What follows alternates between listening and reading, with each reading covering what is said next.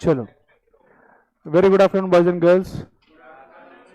I welcome you back to yet another session of CA Foundation Economics, where we have started learning the chapter, the theory of demand and supply, chapter number 2, which is one of the highest weighted chapter. It is one of the highest weighted chapter in your CA Foundation syllabus. This chapter carries around 35 to 40% weightage in your final exams, और उसके हिसाब से हमने ये preparation जो है यहाँ पर शुरू किया है, जहाँ पे हमने first part theory of demand पढ़ना शुरू किया है. थ्योरी ऑफ डिमांड में डिमांड एनालिसिस का जितना भी पार्ट है, जिसमें हम डिमांड क्या है, डिमांड के डिटर्मिनेंट्स क्या है, लॉ ऑफ डिमांड क्या है, लॉ ऑफ डिमांड के रैशनल्स क्या है, लॉ ऑफ डिमांड के एक्सेप्शंस क्या है, डिमांड में वेरिएशंस क्या है, ये डिमांड एनालिसिस का सारा पार्ट हमने पहले कंप्लीट किया था. उसके बाद हमने डिस्कशन शुरू की थी regarding elasticity of demand. Elasticity of demand is a tool which is used to measure the changes in the demand due to variables. जिसमें पहला वेरिएबल हमने समझा था price elasticity. Price elasticity can be calculated by the formula percentage change in demand upon percentage change in price. जहाँ पे अलग अलग values हमने परसेंटेज मेथड और डायरेक्ट मेथड से कैलकुलेट की. जहाँ पे डायरेक्ट मेथड का फॉर्मूला था change in quantity upon change in price multiplied by original price upon original quantity. After solving many numericals we found out various values of the elasticity. फिर last lecture में मैंने आपको समझाया था कि ये जो न्यूमेरिक वैल्यू है, इन न्यूमेरिक वैल्यू को इंटरप्रेट कैसे करना है, अलग अलग वैल्यूज को इंटरप्रेट कैसे करते हैं. जहाँ पे पहली चीज आपको सिखाई कि elasticity is always positive. The elasticity varies between 0 to infinity. If elasticity is 0, if the numeric value is 0, it is called as perfectly inelastic. If it is greater than 0 and less than 1, it is called as inelastic. When it is 1, it is called as unitary elastic. If it is greater than 1 and less than infinity, it is called as elastic. And if it is infinity or if it is infinite, it is called as perfectly elastic. I hope वो सारे चीज़ें अगर आपने writing work किया है तो आपको बहुत भली भांति अच्छे से क्लियर हो चुके हैं. Right, now let's move on to the further discussion where we now need to discuss the various methods of calculation of price elasticity. Up till now we have learned two methods. What are the two methods we have learned? Percentage method and direct formula method, right? Now there are 2-3 more methods which we need to learn for understanding the calculation of price elasticity. This elasticity value can be calculated with the help of different methods. कल जो हमने देखा था वो methods of calculation of price elasticity नहीं, वो सारे क्या है? Types of price elasticity. वो क्या है? Types of price elasticity. आज जो हम सीख रहे हैं, these are the methods for calculation of price elasticity. So don't confuse. बहुत बार स्टूडेंट्स क्या करते हैं, 12th में बोर्ड्स में जब एग्जाम होती है, क्वेश्चन पूछा होता है what are the methods for calculation of price elasticity, वहां पे टाइप्स ऑफ प्राइस इलास्टिसिटी लिख कर आ जाते हैं. Right, so don't confuse between types and methods. कल जो हमने सीखे थे 5, वो क्या थे? Types of price elasticity. आज जो हम सीखने वाले वो क्या है? Methods for calculation of price elasticity. So start with the first method, ratio and proportion method. Ratio and proportion method में एक आता है percentage method, where we calculate the elasticity value as percentage change in demand upon percentage change in price. And ratio method is the direct formula method where the elasticity is calculated by change in demand upon change in demand upon change in price multiplied by original price divided by original quantity. Yes or no? We have already learned the first method, that is ratio and proportion method. Does anyone have any sort of doubt in same? किसी को कोई doubt है इस method में? नहीं, हमने सारे numericals भी जो है इसके हिसाब से ही सॉल्व किए हैं. पहले मैंने सिखाया वो एक, बाद में 11 अलग से, 11 और 1 हो गए 16, 16 और 5 टाइप में और 5 न्यूमेरिकल हुए. 21 न्यूमेरिकल हमने जो सॉल्व किए थे वो पूरे किसके ऊपर बेस्ड थे? Ratio and proportion method. where we used both. We used the percentage method, we also used the ratio method. Now the next point to be seen, the next method to be understood is point elasticity method. What is the next point we needed to learn is point elasticity method. Now this method of calculation of elasticity, price elasticity, is useful to calculate the elasticity at a particular point. अभी जो मैंने numerical दिए थे उसके अंदर old price है, new price है, उसके हिसाब से हमने इलास्टिसिटी कैलकुलेट की है. लेट्स से आई से the price of goods is 10 and the quantity demanded is 20. Calculate price elasticity. Will you be able to calculate? Will you be able to calculate? No, we are unable to calculate the elasticity at a given particular point. तो graph draw करेंगे तो उसमें ए point होगा, ए point जो होगा उसके अंदर एक प्राइस और क्वांटिटी रहेगी। क्या दिए हुए एक प्राइस और क्वांटिटी के आधार पे मुझे बता सकते हो कि क्या इलास्टिसिटी है? यस और नो? सो कैन आई से द रेशियो और direct formula method is not capable of calculating elasticity at a given particular point? Yes or no? हाँ या ना? राइट? क्योंकि रेशियो मेथड और डायरेक्ट फॉर्मूला मेथड के लिए आपको दो पॉइंट लगेंगे, एक new price new quantity, old price old quantity. लेकिन अगर आपको सिर्फ एक प्राइस और एक क्वांटिटी दिया है और बोला है कि इलास्टिसिटी कैलकुलेट करो इस पॉइंट पे, so will we be able to calculate with the help of ratio method और direct formula method? No. So here comes into picture a new method for calculation of elasticity, with the help of which we can calculate elasticity at a given particular point. किसी भी particular point पे अगर हमें उसकी elasticity calculate करनी है तो वो calculate करने के लिए जो method हम use कर सकते हैं उसका नाम है point elasticity method. कौन सा method है? Point elasticity method. एक given point के ऊपर अगर elasticity calculate करना है तो उस गिवन पॉइंट के ऊपर इलास्टिसिटी कैसे कैलकुलेट कर सकते हैं वो हमें सिखाया जाएगा इस पर्टिकुलर मेथड में, जो है point elasticity method. So point elasticity method is used to measure elasticity at a given point on the demand curve. किसी भी एक स्पेसिफिक पॉइंट में एक प्राइस एक क्वांटिटी होता है, तो क्या हम परसेंटेज मेथड से कैलकुलेट कर सकते हैं? नहीं, क्योंकि हमें परसेंटेज मेथड के अंदर दो पॉइंट्स का डेटा लगता है, एक लगता है old quantity old price, new quantity new price, तब जाके हम रेशियो प्रोपोर्शनल मेथड से इलास्टिसिटी कैलकुलेट कर सकते हैं। सिर्फ प्राइस और क्वांटिटी दिया तो हम कैलकुलेट कर सकते हैं क्या? नहीं। लेकिन उस पर्टिकुलर पॉइंट पे इलास्टिसिटी कैसी समझेंगी हमें, तो वो समझना है तो आपके लिए जो पॉइंट, किसी भी पॉइंट डिमांड कर्व पे किसी एक सिंगल पॉइंट की अगर इलास्टिसिटी कैलकुलेट करना है तो उसके लिए हमें इस्तेमाल करना पड़ेगा टूल जिसका नाम है point elasticity method. Point elasticity is useful to calculate price elasticity at a given point only when the demand curve is a straight line. इस मेथड का इस्तेमाल हम तभी कर पाएंगे जब डिमांड कर्व एक स्ट्रेट लाइन है या फिर लीनियर लाइन है। Demand curve straight line linear line तभी होगी जब इलास्टिसिटी, जब डिमांड और जो प्राइस है दे change in the same proportion.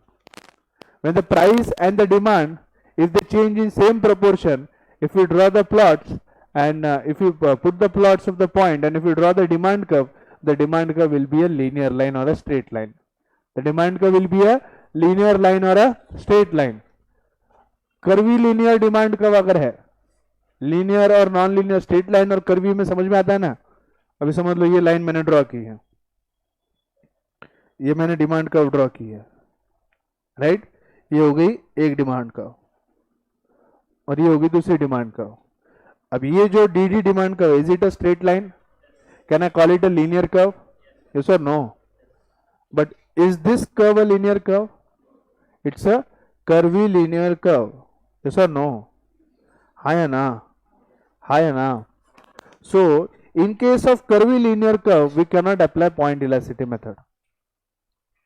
The demand curve compulsorily has to be a straight line or a linear line for usage of point elasticity method. इस method का इस्तेमाल हम वहीं पर कर सकते हैं जहां पर डिमांड कर्व जो है एक स्ट्रेट लाइन या लीनियर लाइन है। समझ में आई बात? ऐसा क्यों? तो मेथड जब समझेंगे तब आपको समझ में आ जाएगा। थ्योरी पार्ट समझने की कोशिश करो, क्योंकि इसका कैलकुलेशन अभी सीखे हुए न्यूमेरिकल से भी बहुत ज्यादा गुना इजी है, बहुत ज्यादा गुना इजी है। इस वाले मेथड में इलास्टिसिटी की वैल्यू किसी भी पॉइंट पे 60 सेकंड के अंदर आती है। कैसे, तो वो मैं सिखाऊंगा तो समझ में आ जाएगा। The straight line demand curve is called a linear demand curve. Linear demand curve denotes the proportionate change in demand and proportionate change in the demand and price. Linear demand curve कब देखने मिलेगी? जब price और quantity demanded same proportion में change हो रहे हैं। किसी भी सिचुएशन में प्राइस और डिमांड अगर प्रोपोर्शनेट चेंज हो रहे हैं तभी जाकर हमारी डिमांड कर्व एक लीनियर डिमांड कर्व बनती है। अगर मेरा प्राइस और क्वांटिटी डिमांडेड इक्वल प्रोपोर्शन में अगर चेंज नहीं होता तो मेरी डिमांड कर्व जो है कंपल्सरीली बेटा वो कर्वी लीनियर डिमांड कर्व होगी। It won't be a straight line demand curve. Linear और स्ट्रेट लाइन डिमांड कर्व होगा तो ही हम पॉइंट इलास्टिसिटी मेथड का इस्तेमाल कर सकते हैं। समझा? यहां तक सबको समझा? Next point elasticity ranges from 0 to infinity, same like the price elasticity.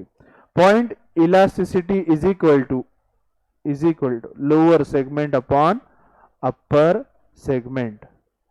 क्या फॉर्मूला है? Point elasticity is equal to lower segment upon upper segment, LS यानी लोअर सेगमेंट, नीचे क्या है? Upper segment, US, lower segment and upper segment. Is it okay? Is it okay? अब एक बात तो समझ गया, किसी भी पर्टिकुलर पॉइंट पे अगर आपको इलास्टिसिटी कैलकुलेट करना है तो रेशियो प्रोपोर्शनेट मेथड इस्तेमाल किया जा सकता है क्या? नहीं, क्योंकि वहां पे सिर्फ गिवन प्राइस और गिवन क्वांटिटी है। सिर्फ एक गिवन प्राइस और क्वांटिटी के हिसाब से हम परसेंटेज मेथड का इस्तेमाल नहीं कर सकते। कर सकते हैं क्या? नहीं कर सकते। तो उसके लिए जब कभी भी डिमांड कर्व एक लीनियर कर्व है, स्ट्रेट लाइन कर्व है, और हमें किसी गिवन पॉइंट के ऊपर अगर इलास्टिसिटी कैलकुलेट करनी है, we can do that with the help of a point elasticity method. किसके इस्तेमाल से कर सकते हैं हम? Point elasticity method. अभी ओके? राइट, चलो आ जाओ फिर डायग्राम की तरफ। अब डायग्राम दिया गया है, राइट।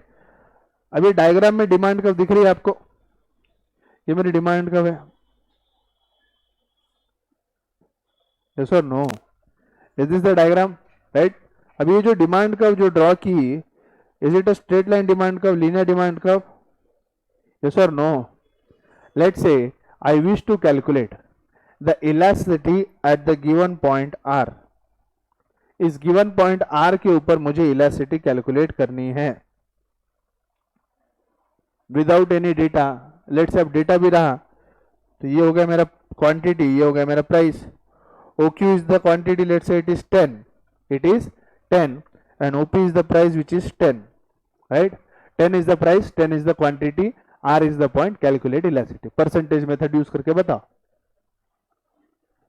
बताओ परसेंटेज मेथड होगा क्या? होगा क्या? नहीं होगा ना, right.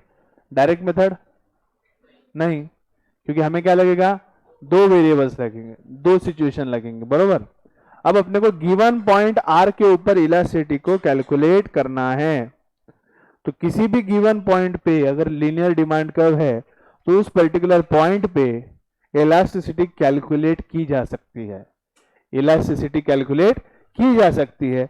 That calculation can be done with the help of point elasticity method. कैसे? तो समझने की कोशिश करिए। अब हमें इस R पॉइंट के ऊपर इलास्टिसिटी कैलकुलेट करना है। R पॉइंट पे इलास्टिसिटी को कैलकुलेट करना है, right. What is point elasticity method का formula for calculation of price elasticity? Price elasticity is equal to lower segment upon upper segment. Okay, price elasticity is equal to lower segment upon upper segment. देखो यहां लिखा है, ठीक है।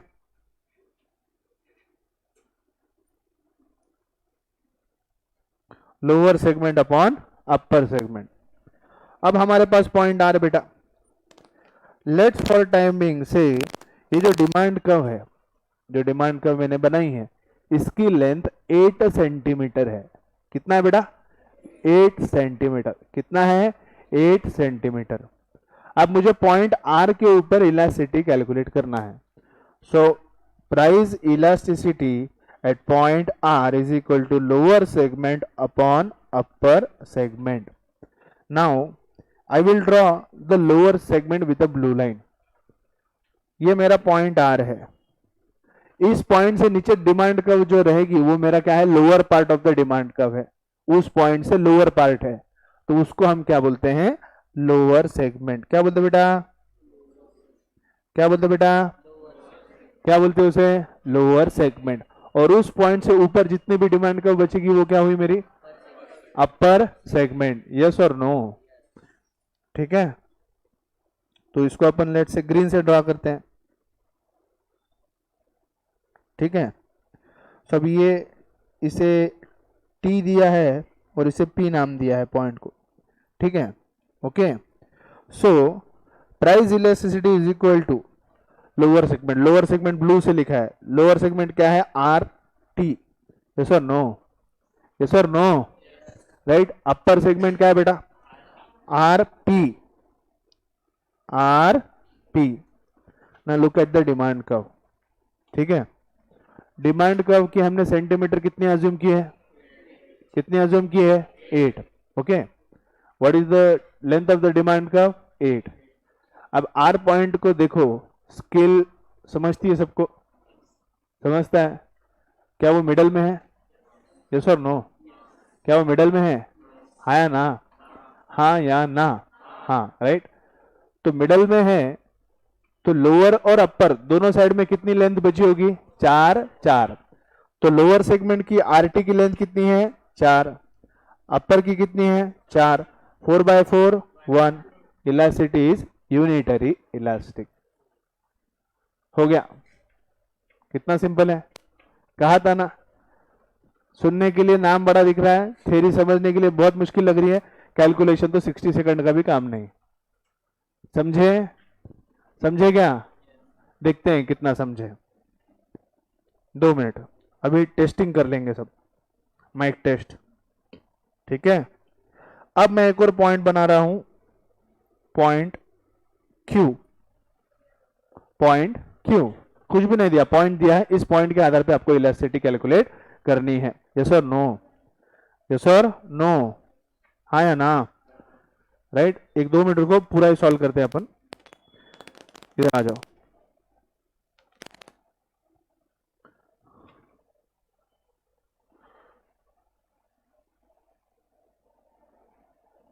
आप बाद में रेफर कर लेना राइटिंग वर्क, मैं आपको पूरा सिखा देता हूं। एक बार नए से लेंगे, बाद में नोट्स रेफर करके बना लेना। ठीक है,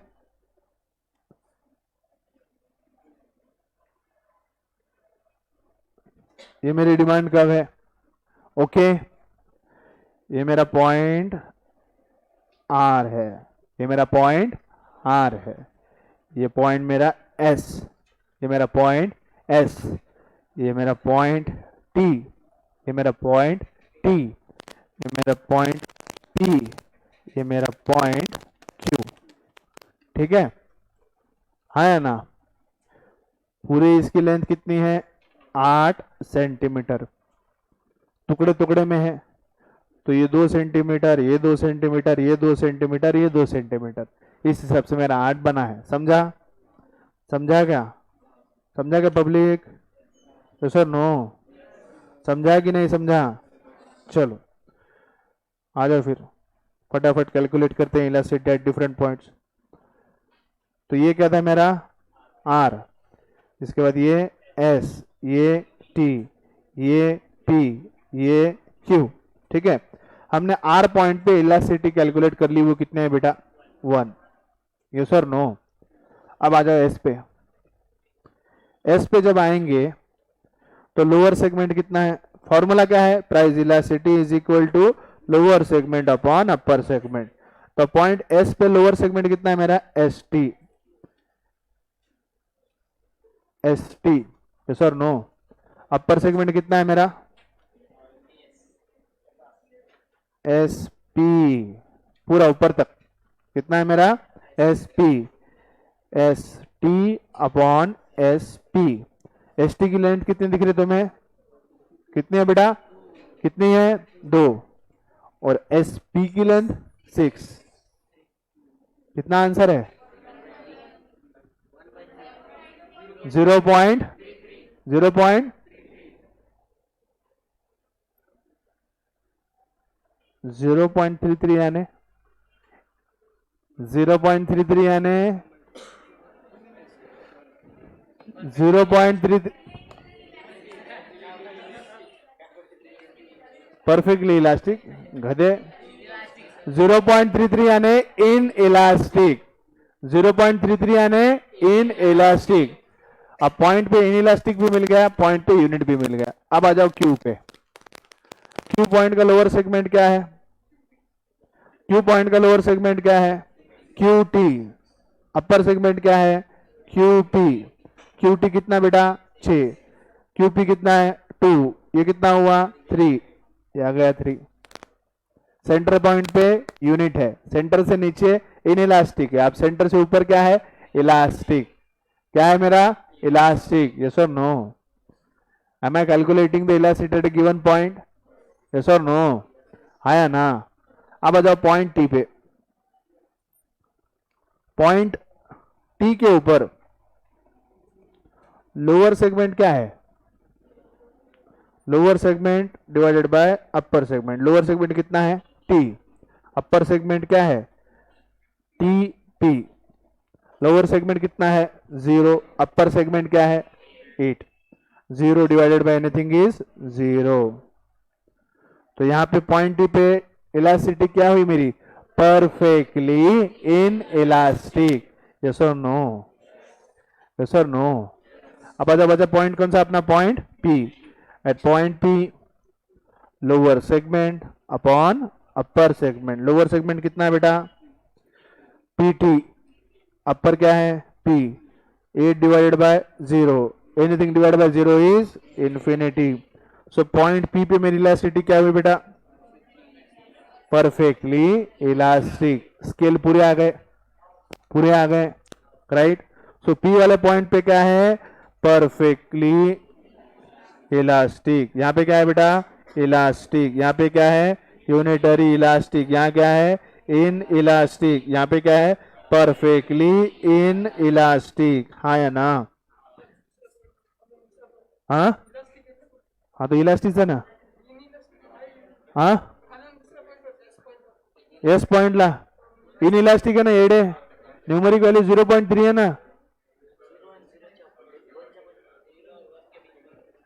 तुम पहले टाइप याद करो, वो टाइप सामने रखो।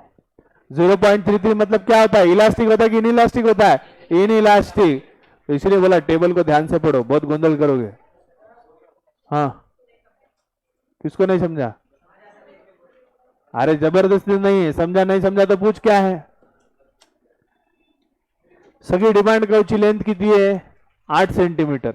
अब पॉइंट आर से नीचे कितना है? 4 सेंटीमीटर। ऊपर कितना है? 4। लोअर बाय अपर 4/4 कितनी है नार? 1। जब अपन पॉइंट एस पे आते हैं, जब हम पॉइंट एस पे आते हैं, लोअर कितना दिख रहा है तुम्हें? 2। अपर कितना है? 6। 2/6 इज इक्वल टू 0.33। 0.33 यानी क्या है? इन इलास्टिक, बरोबर। अब पॉइंट टी पे आ, टी के लोअर सेगमेंट में कुछ है क्या? नहीं। तो लोअर सेगमेंट क्या हुआ उसका? 0। अपर यानी पूरा ऊपर तक 8 है, पूरी की पूरी डिमांड कब है? 0 divided by 8। 0 divide by anything is 0। Yes और नो? तो पॉइंट टी पे इलास्टिसिटी क्या आई मेरी? 0।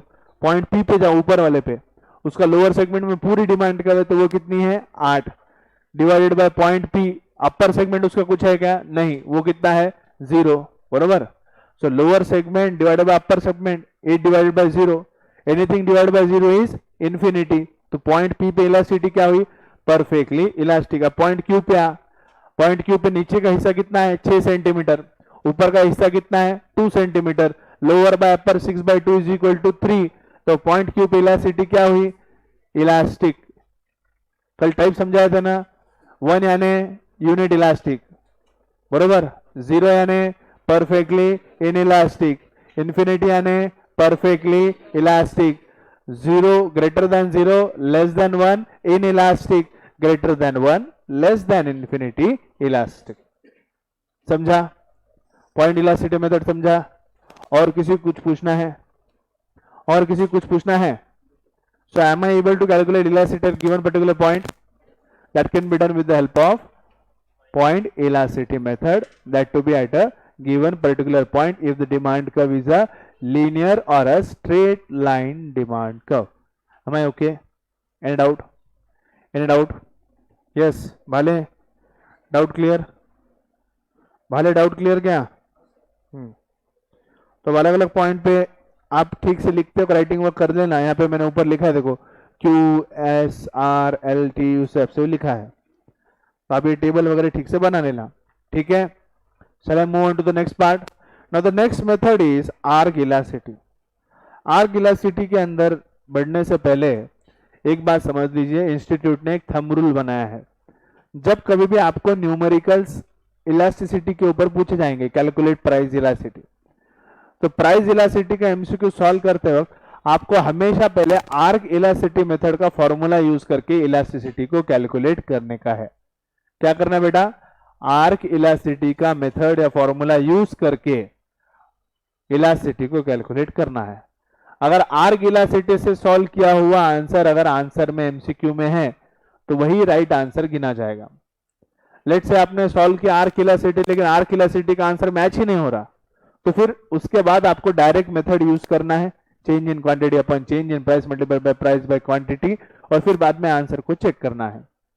सर अगर प्राइस इलास्टिसिटी का आंसर दिया है, आर्क इलास्टिसिटी का आंसर दिया है, दोनों का दिया है, तो कौन सा टिक करना है? तो आर्क इलास्टिसिटी का कैलकुलेट करना है। क्योंकि जब एक एग्जांपल अभी जब लेंगे तो मैं चाहूंगा तुम डायरेक्ट मेथड से भी करो, आर्क इलास्टिसिटी से भी करो, तो तुमको समझ में आ जाएगा कि आर्क इलास्टिसिटी और डायरेक्ट मेथड से जब हम कैलकुलेशन करते हैं दोनों की इलास्टिसिटी वैल्यू डिफर करती है। परसेंटेज मेथड के जैसे और डायरेक्ट मेथड के जैसे वैल्यू टैली हुई, यहाँ टैली नहीं होगा। डायरेक्ट मेथड की वैल्यू एक होगी, आर्क इलास्टिसिटी मेथड की वैल्यू अलग होगी। थंब रूल क्या है? We should always find price elasticity with the help of arc elasticity method. If the answer does not match then we can go for the direct formula method. Am I okay? Instruction समझ में आया? Clear है? चलो, arc elasticity method. बहुत rare ऐसा होगा कि demand और क्वांटिटी डिमांडेड जो है इक्वल प्रोपोर्शन में चेंज हो रही है। मैक्सिमम सिचुएशन में हम ये देखेंगे कि डिमांड और प्राइस ये प्रोपोर्शनेट नहीं चेंज हो रहा है, वो अपने अपने हिसाब से चेंज हो रहा है। यानी प्राइस 10% से बढ़ रहा है, डिमांड जो है तो 20% से घट रहा है, प्राइस 20% से घट रहा है, डिमांड 10% से बढ़ रहा है। So they both are not moving और changing in the same proportion. तो ऐसे सिचुएशन में क्या डिमांड कब, मेरी लीनियर डिमांड कब आएगी? क्या नहीं। सो हम ऐसा 99 सिचुएशन में प्रैक्टिकल लाइफ में हम ये देखेंगे कि demand curve linear demand curve है। तो है अगर कर्वी लीनियर डिमांड कर्व है, ऐसी सिचुएशन में कर्वी लीनियर डिमांड कर्व जो है उसके ऊपर पॉइंट के ऊपर जो इलास्टिसिटी कैलकुलेट करनी है वो किस तरह से कैलकुलेट की जा सकती है। तो चलिए look into the arc elasticity. शुरुआत करते हैं arc elasticity method. So arc elasticity method is used to calculate the elasticity at a given point in case of curvy linear demand curve. Curvy linear demand curve अगर होगा तो ऐसी situation में हम arc elasticity method का इस्तेमाल करते हैं for the calculation of elasticity. So we always have a curvilinear demand curve. So when we need to calculate elasticity between 2 points on a curvilinear demand curve, we use arc elasticity method. As per arc elasticity method, we can calculate the elasticity between given 2 points. So there will be old price, old quantity, new price, new quantity. क्योंकि arc elasticity method elasticity 2 points के बीच में major करता है। Single given point के ऊपर elasticity सिर्फ और सिर्फ पॉइंट इलास्टिसिटी मेथड कैलकुलेट करता है। बात समझ में आया? और सिंगल पॉइंट पे इलास्टिसिटी तभी कैलकुलेट की जा सकती है जब डिमांड कर्व एक स्ट्रेट लाइन डिमांड कर्व है। क्योंकि स्ट्रेट लाइन डिमांड कर्व रहा तो उसका लेंथ लेकर लोअर सेगमेंट अपर सेगमेंट करके कर सकते हैं, लेकिन अगर वो कर्वीलिनियर रही तो उसकी सेंटीमीटर लेंथ गिन सकते हैं क्या? नहीं। समझ में आ रहा है? राइट। सो जब कभी भी कर्वीलिनियर डिमांड कर्व रहेगा, we can use 2 points and we can calculate the elasticity with the help of arc elasticity method. thumb rule है, हमेशा कैलकुलेशन करते वक्त पहले आर्क इलास्टिसिटी मेथड यूज करें और फिर उसके बाद सेकंड मेथड की तरफ जाएं। ठीक है। So the formula for arc elasticity is equal to Q1 minus Q2 upon Q1 plus Q2। ये शायद मल्टीप्लाइड अपना ये है कि मॉड्यूल है किसी के पास? मल्टीप्लाइड आहे की प्लस आहे मध्ये? तो दाखव इकडे module. Multiplied by P1 plus P2 upon P1 minus P2। Module देखो, P1 plus P2 upon P1 minus P2। एक मिनट,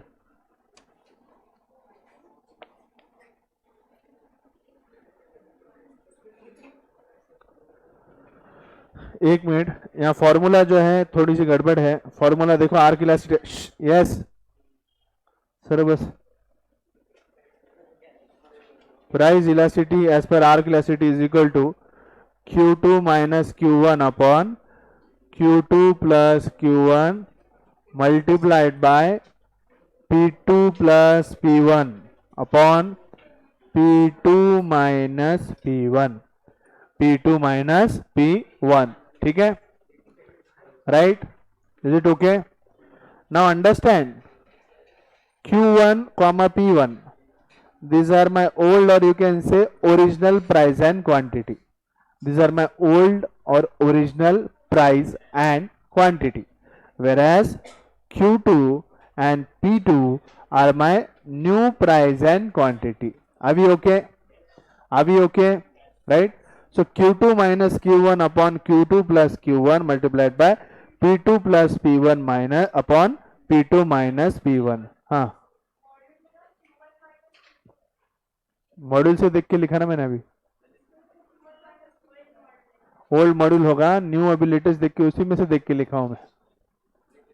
तो वो मेरा वाला भी जो फॉर्मूला है Q1 माइनस, तो वो पुराने के हिसाब से ही है। Q2 Q1 कुछ भी लिखो, 1 या 2 का कोई सेंस नहीं है। जो फर्स्ट आता है वो न्यू होता है, जो पीछे आता है वो ओल्ड होता है। तो न्यू को 2 दिया है उन्होंने, पुराने वाले मॉड्यूल में 1 है तभी वो 1 आया है। अभी फॉर्मूला देखा तो उसमें Q2 बराबर है ना, ये बराबर है ना था। सो Q2 minus Q1 upon Q2 plus Q1 multiplied by P2 plus P1 upon P2 minus P1। सो इस हिसाब से हम आर्क इलास्टिसिटी मेथड का इस्तेमाल करके प्राइस इलास्टिसिटी कैलकुलेट कर सकते हैं। यस और नो? राइट? अब ध्यान दो, थोड़ा सा डायग्राम समझते हैं और फिर आते हैं। अब देखो, ये समझ लो मेरी डिमांड कर्व है, ये मेरी डिमांड कर्व है। इस डिमांड कर्व पे ये पॉइंट ए है, ये पॉइंट बी है। इस पॉइंट पे कोई प्राइस रहेगा, इस पॉइंट पे कोई क्वांटिटी रहेगी। There will be some price, there will be some quantity, there will be some price, there will be some quantity. Yes और नो? राइट?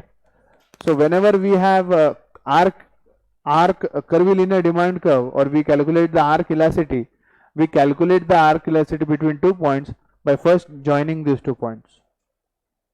हमने क्या किया, दोनों पॉइंट को ज्वाइन कर लिया, और उसके बाद ये जो आर्क बचता है दोनों पॉइंट के बीच का, this is calculated with the help of arc elasticity method और arc elasticity formula, that is Q2 minus Q1 upon Q2 plus Q1 multiplied by P2 plus P1 upon P2 minus P1, जहाँ पे P2 Q2 new quantity new price, P1 Q1 old quantity and old price. Is it okay? Yes और no? हाँ या ना? Right? तो यहाँ पे explanation समझते हैं।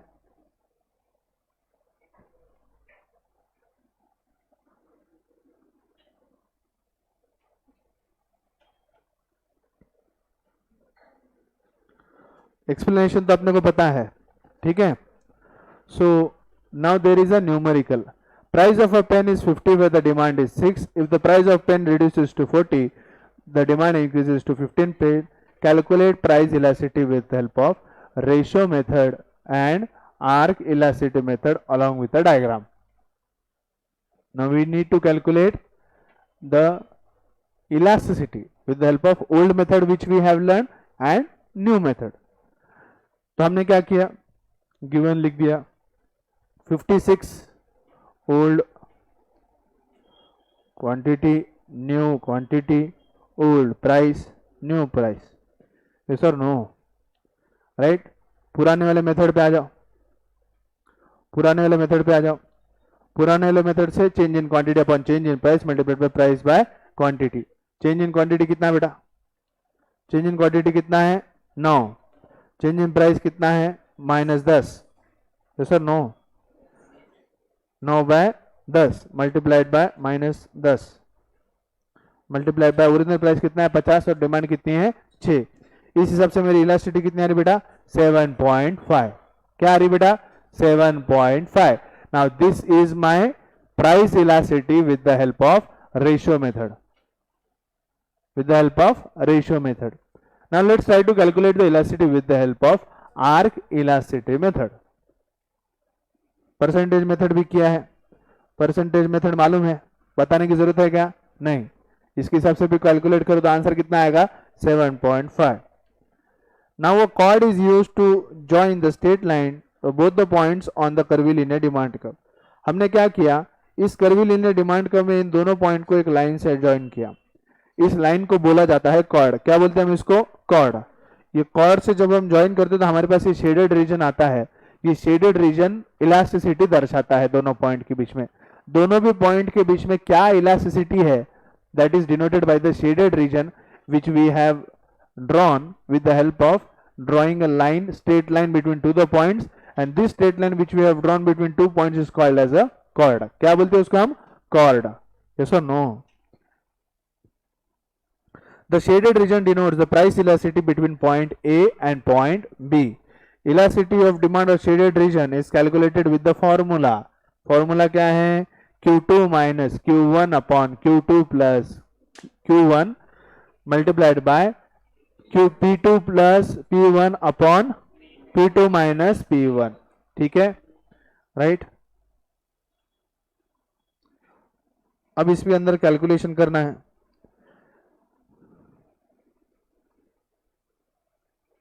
Right, what is my new price and new quantity?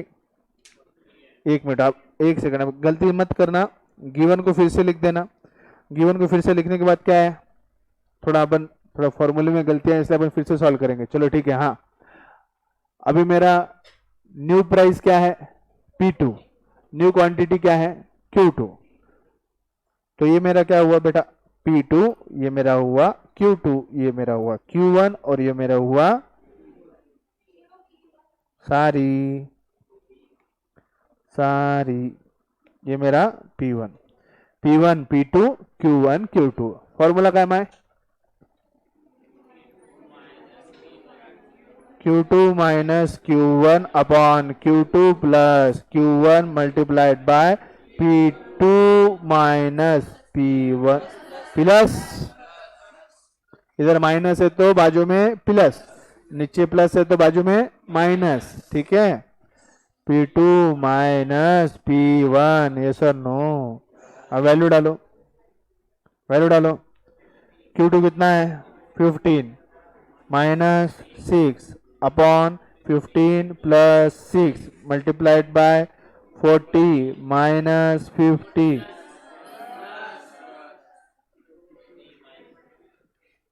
Okay, is it okay?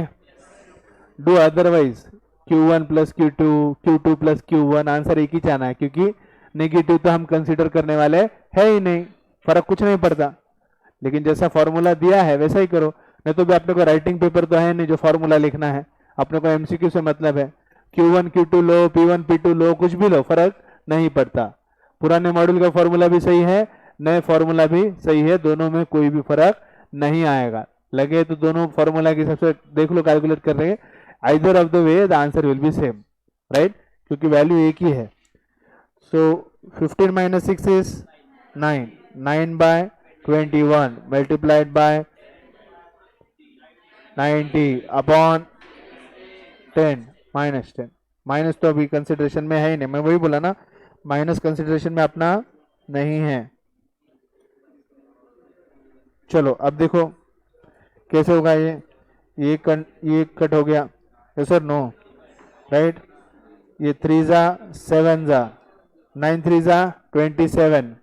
27 bye 7 is equal to 7 3 जा 21, राइट? 3.6 बचे. 6 प्लस 60, राइट? 7 8 जा 56. 7 8 जा 56 बचे कितने? 4. 40. 40 के हिसाब से 7 6 जा 42, 7 5 जा 35, what ever 3.85 something. Direct method से आंसर क्या आ रहा? 7.5. आर्क के हिसाब से क्या आ रहा? 3.85. So be careful. What is the thumb rule? Always calculate price elasticity with the help of arc elasticity method. If the given MCQ or the given answers of the MCQ do not match with the arc elasticity method, then we can go for price or direct ratio method. अभी answer option A, option B, option C, option D, option A 7.5, 0.75, 3.85 and D 0.385. अब इसके अंदर दोनों भी method के answer है, but what is the correct answer? 3.85, क्योंकि thumb rule क्या कहता है? Always solve price elasticity with the help of arc elasticity method. समझा आर्क इलास्टिसिटी? कुछ डिफिकल्ट है इसमें? Is anything difficult? Is anything difficult? Yes और नो? आया ना? ठीक है, राइट. अब आ जाओ total outlay method. Next point क्या है? Total outlay method. ये बहुत इजी है. टोटल आउटले को हम टोटल एक्सपेंडिचर मेथड भी बोलते हैं. अपन क्या बोलते हैं इसको? Total expenditure method. Total outlay को क्या बोलते बेटा? Total expenditure method. Total outlay, outlay है ना out of pocket. Out of pocket जो एक्सपेंडिचर होता है उसको हम क्या बोलते हैं? Total outlay. टोटल आउटले के लिए और ज्यादा आसानी से समझाना है तो 12th का टेक्स्ट बुक भी हम रेफर कर सकते हैं, उसी से करेंगे तो ज्यादा इजी हो जाएगा. टोटल आउटले मेथड को एक और मेथड से जाना जाता है जिसे हम कहते हैं total expenditure method. Total outlay method को एक और नाम क्या है? Total expenditure method. This method is also developed by Professor Alfred Marshall. In this method, total amount of expenditure before and after the price change is compared. Here, total expenditure refers to price of the commodity multiplied by quantity. मैंने 10 रुपए की 2 dairy milk ली है, so I have to calculate my expenditure, so it will be price multiplied by quantity. Price क्या है? 10 rupees multiplied by quantity कितनी ली मैंने? 2. So what is my expenditure on dairy milk? 20. If I buy 3 dairy milks of 10, then 30. If I buy 5 dairy milks of rupees 100, then 500. Yes or no? So that denotes my total expenditure. Price multiplied by quantity will denote my total expenditure on the commodity. Yes or no? Now on the basis of changes in the expenditure, we can also calculate elasticity, which is done with the help of total outlay method or total expenditure method. कैसे? एक एक करके देखते हैं. In this connection, Marshall has given the following propositions. पहला है relatively elastic demand. पहला क्या है? relatively elastic demand. relatively elastic demand में क्या होता है? quantity demanded changes by a larger proportion than does the price. Agree? Yes or no? तो क्या बोलते हैं? When with a given change in price of a commodity, the total outlay increases, elasticity of the demand is greater than 1. When with the given change in price, the total outlay increases. Let's say I bought 2 dairy milks for 10 rupees. So मेरा expenditure कितना हुआ? 20. बराबर. Price क्या है मेरा? 10. Quantity कितनी है? 2. Total expenditure कितना हुआ मेरा? 20. यस और नो? यस और no? My price reduced to 5 rupees. My price reduced to 5 rupees, but my quantity demanded increased to 50. Quantity demanded increased to 50. So 5 multiplied by 50 is 150. Sorry, 250. Sorry. 5 multiplied by 50 is 250. What was my earlier expenditure? 20. 2 multiplied by 10, 20. 5 multiplied by 50 is 250. Is there increase in the expenditure? Is there increase in the expenditure with the change in price? So whenever we see increase in the expenditure, this is termed as relatively elastic demand. Next point, when the price falls or rises, the total outlay does not change or remains constant, the elasticity of demand is equal to 1। Let's say price में बदलाव हो रहा है और quantity demand में भी बदलाव हो रहा है, लेकिन बदलाव होने के बाद price multiplied by quantity same ही आ रहा है, price multiplied by quantity expenditure same ही आ रहा है, तो उसको अपन क्या बोलेंगे, यूनिटरी इलास्टिक। लेट्स फॉर से 10 रुपए की डेयरी मिल्क 2 लिए तो एक्सपेंडिचर क्या हुआ मेरा 20, वो डेयरी मिल्क 5 रुपए में होगी, मेरी क्वांटिटी डिमांडेड 4 हो गई, 5 मल्टीप्लाइड बाय 4 इज 20। पहले कितने लग रहे थे 20, अब कितने लग रहे हैं 20। एक्सपेंडिचर पहले कितना था 20, अब कितना है 20, तो डिमांड क्या हुई यूनिटरी इलास्टिक। डिमांड क्या हुई unitary elastic. When the price of a commodity changes and the total outlay decreases, total outlay decreases, then this is to be termed as relatively inelastic demand. Price 10, quantity 2, price 10, quantity 2, क्या हुआ बेटा मेरा फिर 20, total expenditure कितना हुआ मेरा 20, total expenditure कितना हुआ 20, price increase to 20, let's say price increased to 15, price increased to 15, quantity reduced to 1, 15 multiplied by 1 is 15, पहले कितना खर्चा था 20, अब कितना है 15, टोटल एक्सपेंडिचर कम हुआ, यस, तो ये क्या हो गया मेरा सिचुएशन इन इलास्टिक डिमांड। समझ में आया, सिंपल है। अगर total expenditure, total price multiplied by quantity का एक्सपेंडिचर अगर बढ़ गया तो इलास्टिक, कम हो गया तो इन इलास्टिक, जितना के उतना रहा तो यूनिट इलास्टिक। इसमें परफेक्टली का कोई सवाल पैदा नहीं होता। यहाँ सिर्फ 3 टाइप मिलेंगे, कौन से, इलास्टिक, इन इलास्टिक, यूनिट। पहले 20 रुपए जा रहे थे, अभी भी 20 रुपए जेब से जा रहे हैं तो ये क्या है यूनिट इलास्टिक। पहले 20 जा रहे थे अब 40 जा रहे हैं तो इलास्टिक। पहले 20 जा रहे थे अब 40 जा रहे हैं तो इलास्टिक। खर्चा बढ़ा तो इलास्टिक, खर्चा कम हुआ तो इन इलास्टिक, खर्चा उतना कि उतना रहा तो यूनिट इलास्टिक। यस और नो, राइट। इससे अच्छा मुझे लगा यहाँ पे कुछ दिया होगा, हाँ दिया है, देखो नीचे दिया है, देखो इधर न्यूमेरिकल ध्यान दो, न्यूमेरिकल देखे के समझ में आ जाता है। अब देखो प्राइस और quantity, price multiplied by quantity, let's say this is price of wheat and quantity of wheat. Price is 10, quantity is 6, total expenditure कितना बेटा मेरा 60, यस और no. Price increased to 20, price increased to 20, तो quantity demanded will decrease, let's say it is decrease to 5, it is decrease to 5, but what is my expenditure now 100।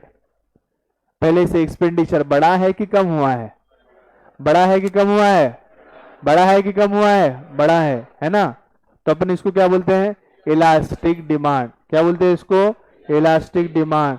Elastic demand में value क्या होती है greater than 1, less than infinity. अगर आपको demo लेना है, अगर आपको डेमो लेना है कि ये आउटले मेथड सही है नहीं है, तो आप क्या करो इसका गिवन बनाओ। गिवन में क्या लिखेंगे 10, 6, 25, तो 10, 6 क्या है मेरा ओल्ड प्राइस ओल्ड क्वांटिटी, 20 और 5 ये क्या है मेरा न्यू प्राइस न्यू क्वांटिटी। उसका न्यूमेरिकल सॉल्व करो, it will compulsorily be greater than 1, less than infinity, compulsory. Direct method से सॉल्व करो, चलो लगे सॉल्व करो फटाक से। चलो गिवन क्या है मेरा 10, 6, सेकंड में क्या है मेरा 20 और 5। चलो direct method, change in quantity कितना है price quantity, change in quantity कितना है मेरा 1, चेंज इन क्वांटिटी कितना है माइनस, चेंज इन प्राइस कितना है मेरा 10 मल्टीप्लाइड बाय ओरिजिनल प्राइस कितना है 10, ओरिजिनल क्वांटिटी कितनी है 6, बरोबर राइट। चलो कर बेटा 10 10 कैंसल,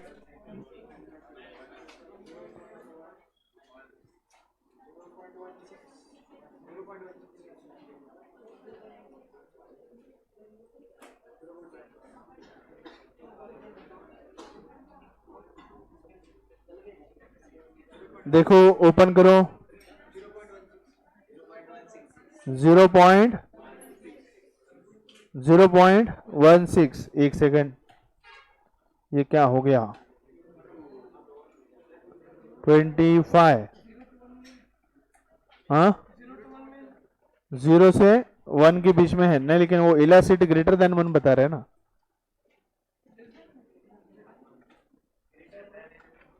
ठीक है, इसका मतलब ये आउटले मेथड को और उस दोनों मेथड को अपन लिंक नहीं कर सकते। यहाँ पे दोनों का लॉजिक अलग है, क्योंकि अगर कैलकुलेट कर रहे हैं प्रोपोर्शन मेथड से तो वहां पे क्या आ रहा है 0.16। सो इलास्टिसिटी वैल्यू क्या आ रही है लेस देन 1, लेस देन 1 आ रही है ना। यहाँ पे क्या बता रहा है elasticity of demand greater than 1, क्या बता रहा है ग्रेटर देन 1। तो जाने दो, जो कंपैरिजन है उसमें मिट्टी पाओ, उसको देखो मत, अपना टोटल एक्सपेंडिचर पे ध्यान दो। टोटल आर मेथड से भी नहीं होगा, सिंपल सिंपल टोटल एक्सपेंडिचर अलग है। तो इसमें सिंपल अलग क्या है, पहले से खर्चा बढ़ गया तो इलास्टिक, पहले जितना रहा तो यूनिटरी इलास्टिक, पहले से कम हुआ तो इन इलास्टिक। बाकी दिमाग मत लगाओ, इसके रूल इसके मेथड अलग है। जरूरी नहीं हर मेथड सेम हो, आर को डायरेक्ट मेथड सेम है क्या, नहीं है। तो वैसे ये डायरेक्ट और आउटले मेथड भी सेम नहीं आ रहा। सो अब देखो 30 और 4 कितना है हुआ मेरा, 30 मल्टीप्लाइड बाय 4 120, 40 मल्टीप्लाइड बाय 3 120। पहले एक्सपेंडिचर कितना था 120, अब कितना है 120। तो ये क्या हुआ unitary elastic, because there is no change in expenditure. पहले से एक्सपेंडिचर बढ़ गया तो इलास्टिक, पहले जितना ही रहा तो यूनिटरी इलास्टिक। अब बात करते हैं इन इलास्टिक की। 50 मल्टीप्लाइड बाय 2 100, 60 मल्टीप्लाइड बाय 1 60। पहले एक्सपेंडिचर था 100, अब हो गया है 100, अब कितना हुआ 60। पहले से एक्सपेंडिचर कम हो गया तो उसको अपन क्या बोलेंगे inelastic. To remember very short and precise, if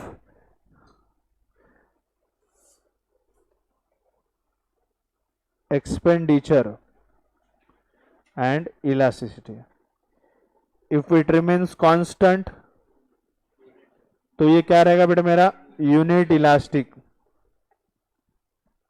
this will be unit elastic. If expenses increases तो ये क्या हो गया इलास्टिक, इफ इट डिक्रीजेस फिर ये क्या हो गया इन इलास्टिक। अभी ओके, अभी ओके, समझा टोटल आउटले मेथड, समझा क्या, किसी कोई डाउट है इसमें। ऑलरेडी मैंने अच्छे से न्यूमेरिकल 12 का रेफर करने की जरूरत नहीं है, इसके न्यूमेरिकल जो दिए हैं वो सही है, वो आप रेफर कर सकते हो।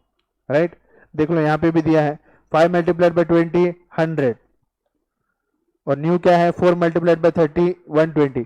पहले से खर्चा बढ़ा या कम हुआ, बढ़ा, बढ़ा तो क्या लिया हमने इसको इलास्टिक। राइट, सेकंड वाले में क्या है 5 मल्टीप्लाइड बाय 20 100, 4 मल्टीप्लाइड बाय 22 88। पहले से एक्सपेंडिचर बढ़ा या कम हुआ, कम हुआ, तो ये क्या हुआ बेटा रिलेटिवली इन इलास्टिक, यस और नो। अब यूनिट की तरफ आओ, 5 मल्टीप्लाइड बाय 20 100, 4 मल्टीप्लाइड बाय 25 100। पहले कितना था 100, अब कितना है 100। Is there any change in expenditure, no. Is there any change in expenditure, no. So ये क्या हुआ unitary elastic. I hope the entire method of total outlay is clear. Total outlay method को हम टोटल एक्सपेंडिचर भी बोलते हैं, total outlay method को हम टोटल एक्सपेंडिचर मेथड भी बोलते हैं, दर्शाते हैं। So this is the final method which we have to learn in CA foundation for calculation of elasticity. So there are different methods for calculation of price elasticity. एक देखा था ratio proportion method, दूसरा देखा है ratio proportion में दो method कौन से है, percentage method, direct formula method, फिर है point elasticity method. Point elasticity method का इस्तेमाल हम सिर्फ सिंगल पॉइंट पे इलास्टिसिटी कैलकुलेट करने के लिए करते हैं, जिसे हम कैलकुलेट करते हैं point elasticity is equal to lower segment upon upper segment. फिर जब कर्वीलिनियर डिमांड कब होती है तो हमें वहां इस्तेमाल करना पड़ता है arc elasticity method. Thumb rule कहता है जब भी हमें न्यूमेरिकल आए प्राइस इलास्टिसिटी के, पहले हमें कैलकुलेशन किस मेथड से करनी चाहिए, आर्क इलास्टिसिटी मेथड में, जिसका फॉर्मूला है Q2 plus Q1 upon Q1, Q2 minus Q1 upon Q2 plus Q1 multiplied by P2 minus P2 plus P2 plus P1 upon P2 minus P1। This is arc elasticity method. अगर answer match नहीं होता तो फिर हम direct method की तरफ जाएंगे। दोनों भी मैच हो रहे हैं तो कौन सा लिखेंगे, आर्क इलास्टिसिटी मेथड। फिर इसके बाद हमने देखा टोटल एक्सपेंडिचर और टोटल आउटले मेथड, यस और नो। टोटल आउटले मेथड के हिसाब से एक्सपेंडिचर उतना ही रह रहा है तो यूनिट इलास्टिक, पहले से बढ़ रहा है तो इलास्टिक, पहले से कम हो रहा है तो इन इलास्टिक। अभी clear, So these are all the methods for estimation of price elasticity. Are we clear? Yes or no? Right? Take a 5 minutes break. Chali. So we have completed the discussion on arc elasticity method, and we have also completed the discussion on total expenditure method. We have completed discussion on point elasticity method. So by far we have covered the discussion of all the types of methods which are used to calculate the price elasticity. There are various types of price elasticity: perfectly inelastic, inelastic, unitary elastic, elastic, perfectly elastic. There are various methods for calculation of price elasticity. What are the different methods? Ratio and proportion method, point elasticity method, arc elasticity method, and total expenditure method. Are we clear with all the methods for calculation of price elasticity? Yes. Now after understanding what is price elasticity, after understanding what are the different types of price elasticity, after understanding what are the different methods to calculate the price elasticity, now there is one more last point remaining in the price elasticity part that we need to learn and understand is what are the different factors. What are the different factors which affect the price elasticity of a commodity. किसी भी commodity की price elasticity है जो कि elastic हो सकती है, जो कि इनइलास्टिक हो सकती है, वो कौन से फैक्टर पे डिपेंड करती है. सो ऐसे कौन से डिटर्मिनेंट्स है, ऐसे कौन से फैक्टर्स है जिसके वजह से किसी भी प्रोडक्ट की डिमांड इलास्टिक हो सकती है या इनइलास्टिक हो सकती है. प्रोडक्ट की डिमांड इलास्टिक हो सकती है, प्रोडक्ट की डिमांड इनइलास्टिक हो सकती है. किसी प्रोडक्ट की डिमांड इनइलास्टिक कैसे हो सकती है या इनइलास्टिक कैसे हो सकती है, ये अगर हमें समझना है तो उसके लिए हमें समझना पड़ेगा factors affecting price elasticity of demand.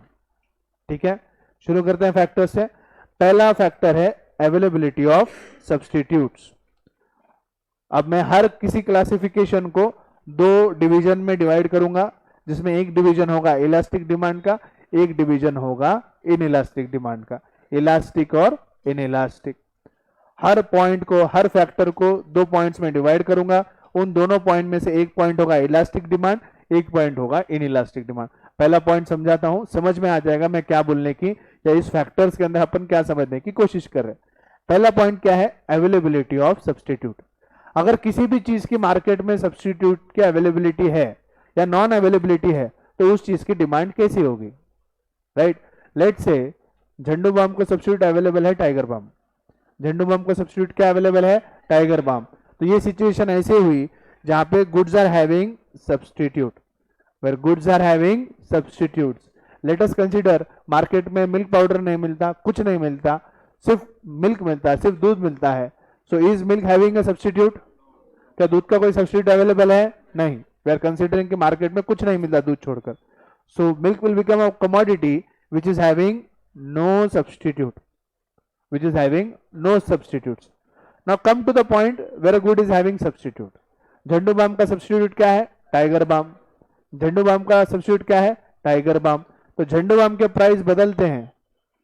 Jhandu balm के अगर प्राइस बदलते हैं तो उसकी डिमांड भी बदलेगी क्या? यस. अगर लेट से झंडू बाम महंगा हो गया, झंडू बाम महंगा हो गया, झंडू बाम महंगा हो गया, झंडू बाम अगर महंगा हो गया तो क्या झंडू बाम के डिमांड पे फर्क पड़ेगा? पड़ेगा. क्यों?